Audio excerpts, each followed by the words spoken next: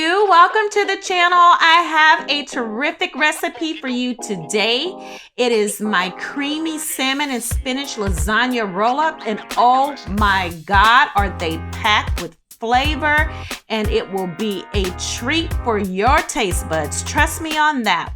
So I will have all of your ingredients listed below, so don't worry about that either. So without further ado, let's get started.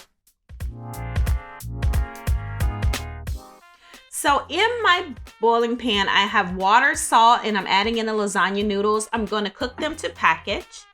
And now I've added some easy oil and some butter to a pan, and I am going to saute these onions until they are translucent. And I'm going to add in some garlic, and I'm going to add that and saute that until it's fragrant. I'm going to add a little bit of salt and pepper. And what I am doing is this is the beginning part of my Alfredo sauce, or my a bechamel sauce, I think I want to call it, because I didn't really put any cheeses in there.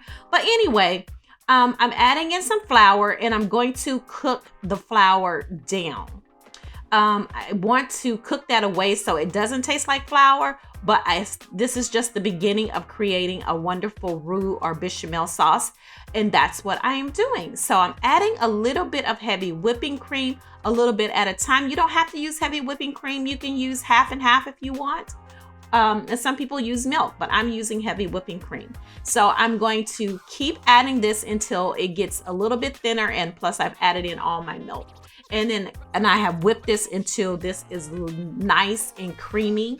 To this, I'm gonna add in a couple of tablespoons of cream cheese, just to make this all come together as a very wonderful, decadent sauce that is going to go over my lasagna roll-ups. So I've added a little bit of salt, a little bit of pepper, and I'm gonna add a little bit of Cajun seasoning to this as well. And I'm gonna stir to combine, and this is going to thicken up. I'm going to set this aside until I'm ready for it with the lasagna roll-ups.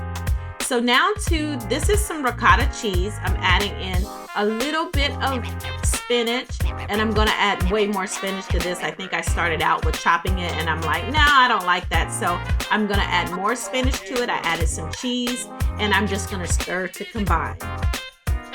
So now the next step is to make the salmon. So with the salmon, I have quite a few seasonings that I'm using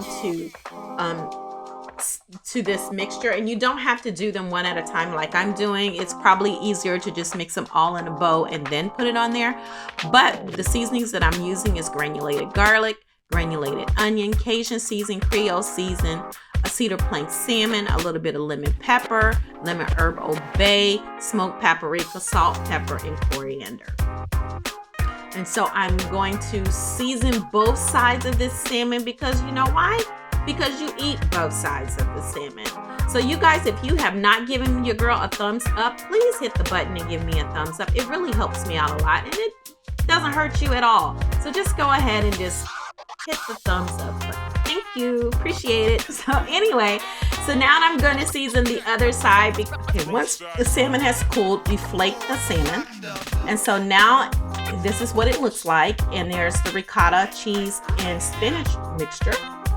So down the center of each lasagna noodle, I'm spreading the ricotta and spinach mixture down the center of each lasagna noodle. The next step will be to add your salmon down the middle of each lasagna noodle.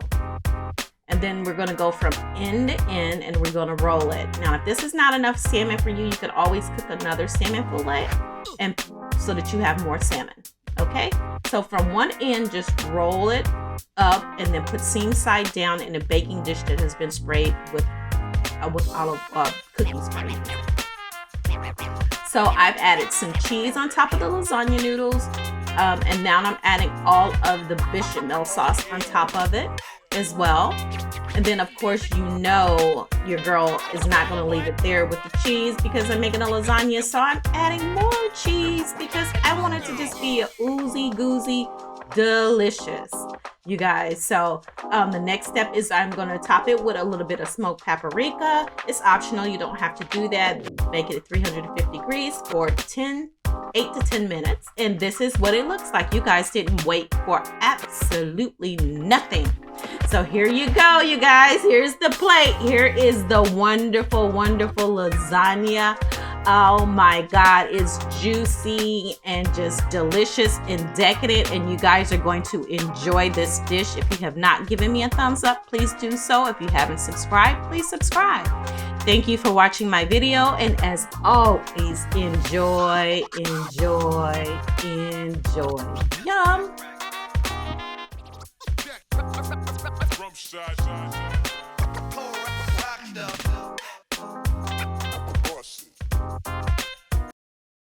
Don't forget to click thumbs up and subscribe so that you can get all of my new videos. Thanks for watching. Goodbye.